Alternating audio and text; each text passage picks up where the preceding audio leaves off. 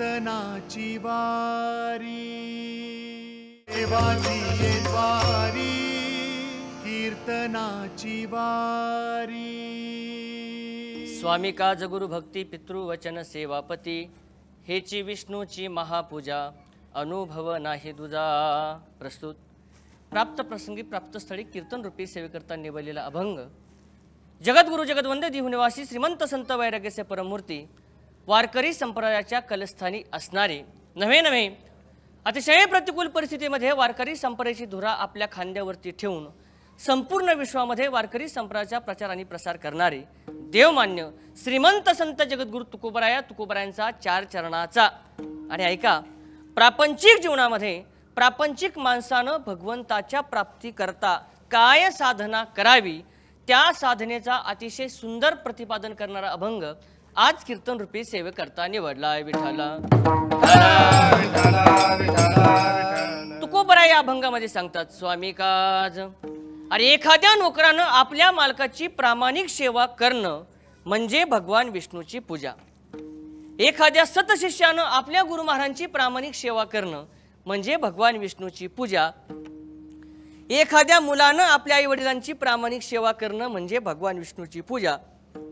आणि एखाद्या पत्नीनं आपल्या पतीची प्रामाणिक सेवा करणं म्हणजे भगवान विष्णूची पूजा।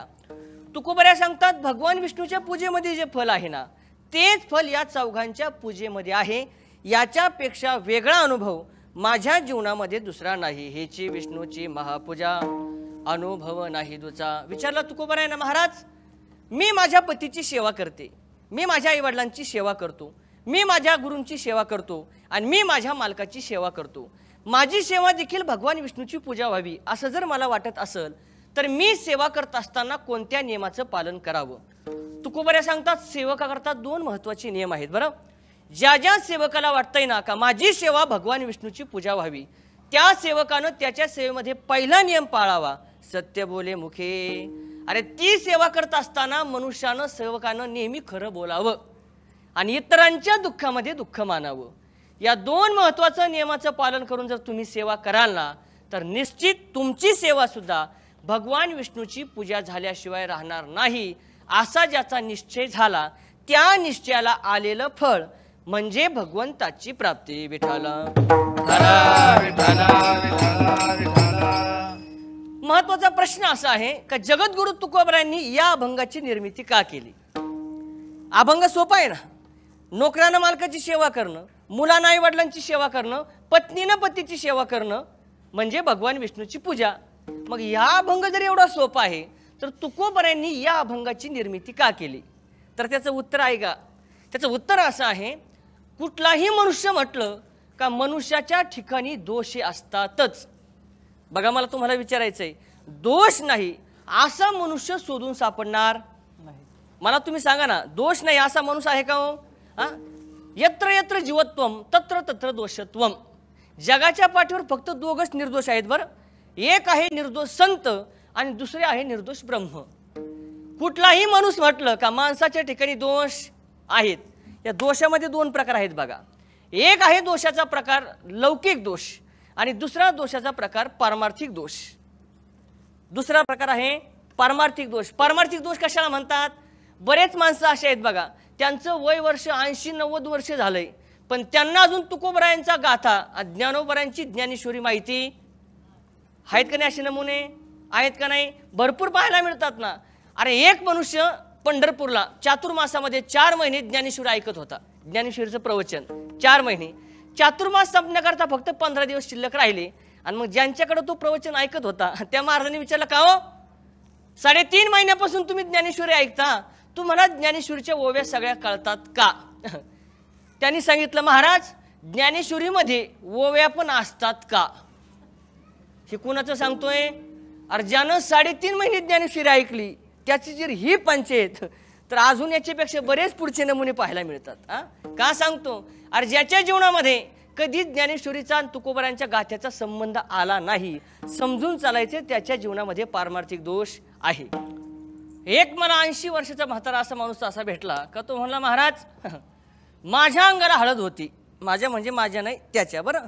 तेव्हा एकदा मारुतीच्या मंदिराच्या पायरी चढलो होतो, तेव्हापासून आतापर्यंत देवाचं तोंड सुद्धा पाहिलं, मनात म्हणलं नक्की तुझ्या ठिकाणी पारमार्थिक दोष आहे. दोषाचा पहिला प्रकार आहे पारमार्थिक दोष. दोषाचा दुसरा प्रकार आहे लौकिक दोष. लौकिक दोष कशाला म्हणतात? बरेच माणसं असे आहेत बघा, त्यांना झोपेमध्ये घोरायची सवय असते. झोपेमध्ये घोरतात का नाही लोक? घोरतात का नाही? अरे तुम्ही झोपता का? झोपता ना? घोरता का नाही? काही काही माणसाला झोपेमध्ये घोरायची सवय असते, याला म्हणतात लौकिक दोष. काही काही माणसाला झोपेमध्ये बोलायची सवय असते. किती बोलतात माहिती का? त्याच्या शेजारी जर तुम्ही झोपलात तर त्यानं दिवसभर जेवढ्या उचापात्या केल्या सगळा सातबारा वाचून दाखवतो. म्हणजे झोपेमध्ये चालणं, बोलणं, घोरणं याला म्हणतात लौकिक दोष. महत्त्वाचा विषय आहे, तुकोबराय ज्यार्थी आपले दोष कबूल करतात त्यार्थी तुमच्या आमच्या ठिकाणी दोष नाही असं म्हणायचं धाडस करायचं. फक्त गंमत अशी माणसाची गंमत अशी झाली, माणसाच्या ठिकाणी दोष आहेत पण मनुष्य दोष कबूल करायला तयार नाही. कबूल करतो का माणूस दोष? कबूल करतो का? नाही कबूल करत. आपली गंमत कशी झाली माहिती का? तुम्हाला सगळ्याला बैलगाडी माहिती आहे. बैलगाडी माहिती आहे ना? बैलगाडी माहिती. शेतकरीत ना? सगळे शेतकरी आहेत ना? शेती आहे का?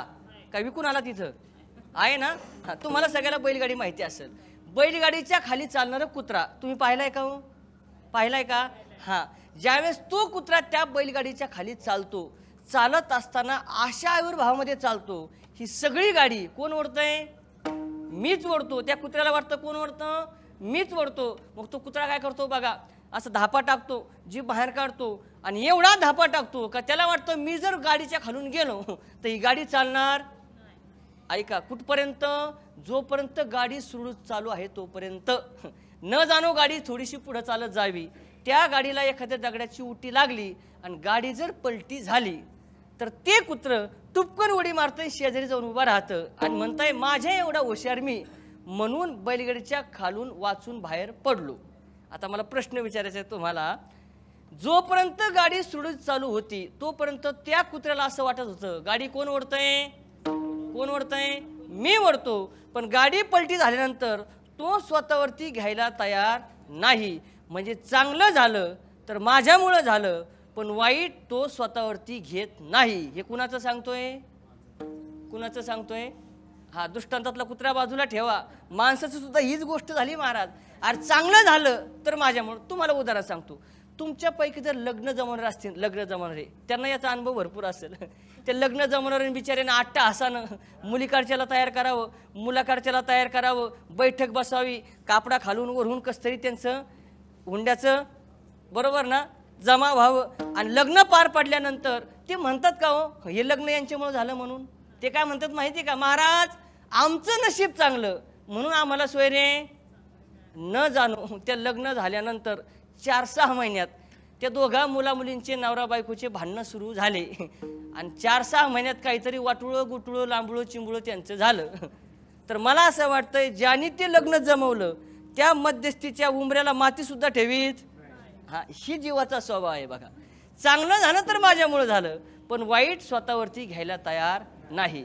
माणसाच्या ठिकाणी दोष आहेत ही गोष्ट तुम्हाला आता कबूल झाली. मग शास्त्र असं सांगतंय बघा, कायदा म्हटलं का पळवाट आली. 3 मुद्दे आहेत बरं महत्वाचे. कायदा म्हटलं का पळवाट आली, पाप म्हटलं का प्रायश्चित्त आलं आणि दोष म्हटलं का त्याच्या निवृत्ती करता साधना आली.